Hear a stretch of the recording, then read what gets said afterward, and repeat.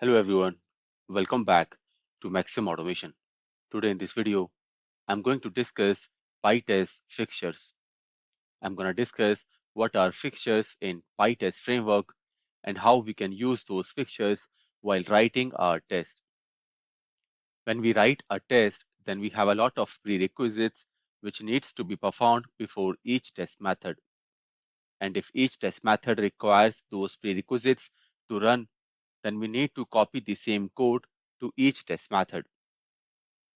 To avoid this, Pytest framework provides fixtures. Fixtures are functions which run before each and every test method, and those fixtures can contain initialization setups for a test method. Fixtures are accessed by a test when we provide fixtures through test method arguments. Now let's see how we can create test fixtures in the Pytest framework. Let me first create a Python file, and I'm going to name this as test fixture demo. Now I'll create a test method as test underscore verify Java book.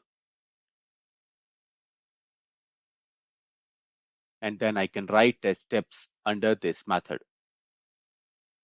In this method, I'm going to navigate to amazon.com and then I'll search for a book.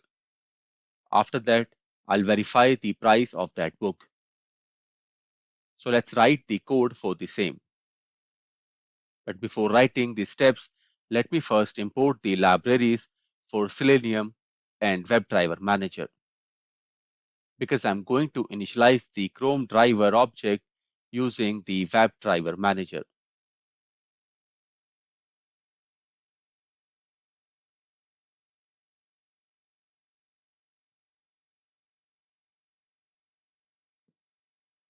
So I've imported all the libraries. Now let me create and initialize the WebDriver object for Chrome driver using the WebDriver Manager.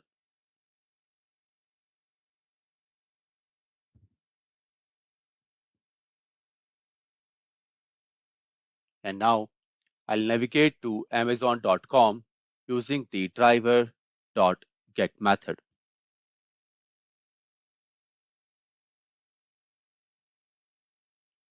Now, if I move to amazon.com, what I want to do is I'll search for a book over here, let's say a Python book, and then I'll select a book from the search results. Let's click on this book, and then I'll verify the price of the book. So to automate these steps, let me move to the code. First, I'm going to find the search box element to enter the text using the ID of the element. I already have the IDs and XPath of the objects, so let me paste the values over here.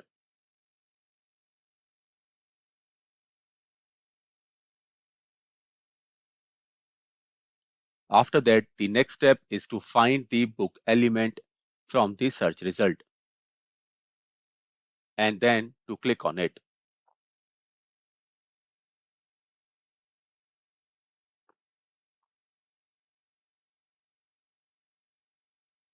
When we click on the book, then it will move to the checkout page where I'm going to get the price of the book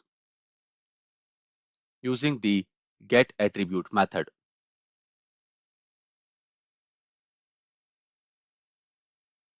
And then I'll store the price in a variable.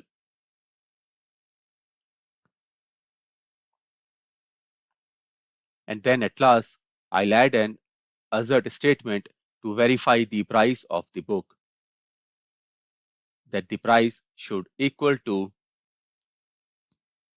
$23.72. That's it. So what I did is I have created a test method where I have initialized a Chrome driver. And then using that driver, it will first move to the amazon.com. Then it will search for the Python book, and then it will click on the Python book link. Here we missed one step. After sending text to the search box, then we also need to click on the search button so that it can move to the search result page. Now let me add that step here as well.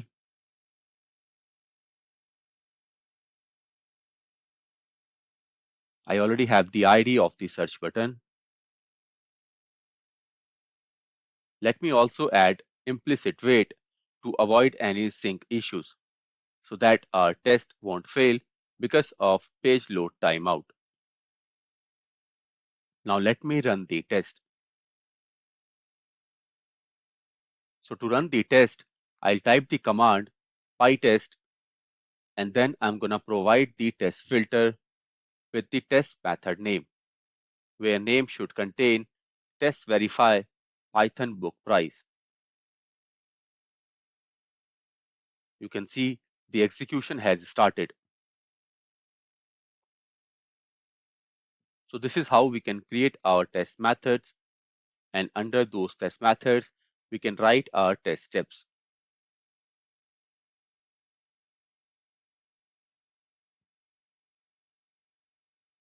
The execution is complete, and we can see the test method has passed. Now let's say if I have multiple test methods in this class. For example, if I'll create another test method to search for a Java book, and let me change the name here as Java book.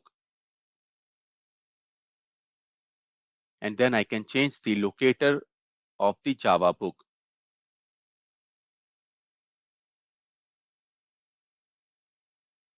Also, I'll change the price of the Java book in assert statement to $53.01. So here you can see that I have two test methods. One is to verify Python book price, and another is to verify Java book price. And you can see that both the test methods are using the repetitive steps to initialize the Chrome driver, to navigate to amazon.com, and this implicit wait as well. So if I'm going to add another test method over here, let's say to search for C# book or any other test method, then I have to call these steps again and again in each test method, so that we'll have the driver object with us to perform the operations on the web app.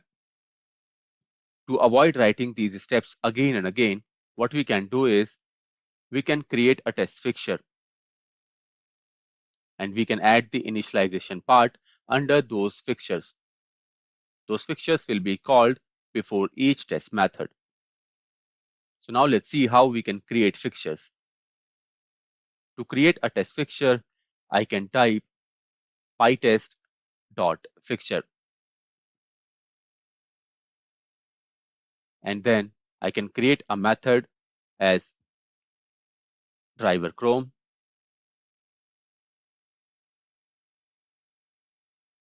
and then let me copy these steps from here. Then we need to make sure that our fixture should return a value if that value needs to be used by the test method, because here we need the driver object to be used inside these test methods. To run the test fixtures before the test method and to get the fixtures value in test method, what we need to do is, let me first delete these steps from here, because that will be taken care as part of the fixture. Now to make sure that a test fixture is getting called before a test method, we need to pass the test fixture name in the test method argument. So here I have passed the fixture name in the argument as driver Chrome. When it will find that this test method argument contains one test fixture, then this test fixture will be automatically called, and then it will return the driver value, the same value then can be used inside the test method. Here, let me change the variable driver to driver Chrome based on the fixture name passed in the argument, because the returned value will be stored in a variable with the same name as we have for test fixture. Similarly, I can add the test fixture in this test method arguments as well.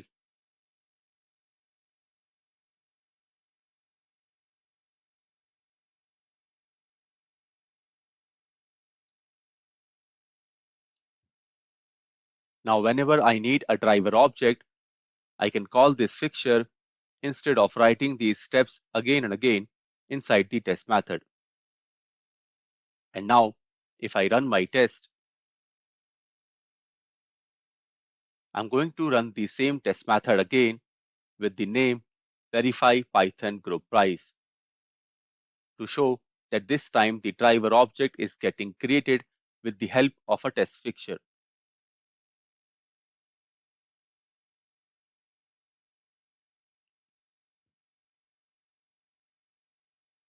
We can see the execution is completed and the test is passed. So this is how we can call the test fixtures in the test methods and how we can create those test fixtures in Pytest framework. Now, we can have multiple test fixtures as well in our tests. Let's say that this class might have some test methods which requires tests to run on Firefox browser instead of Chrome, or the same test methods needs to run on Chrome and Firefox both. So in that case, what can I do? I can create another fixture with the name as driver Firefox.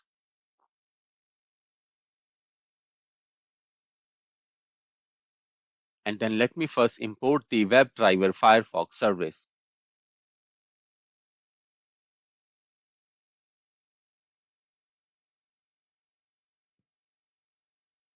And then let me change the code here to initialize the driver for Firefox browser.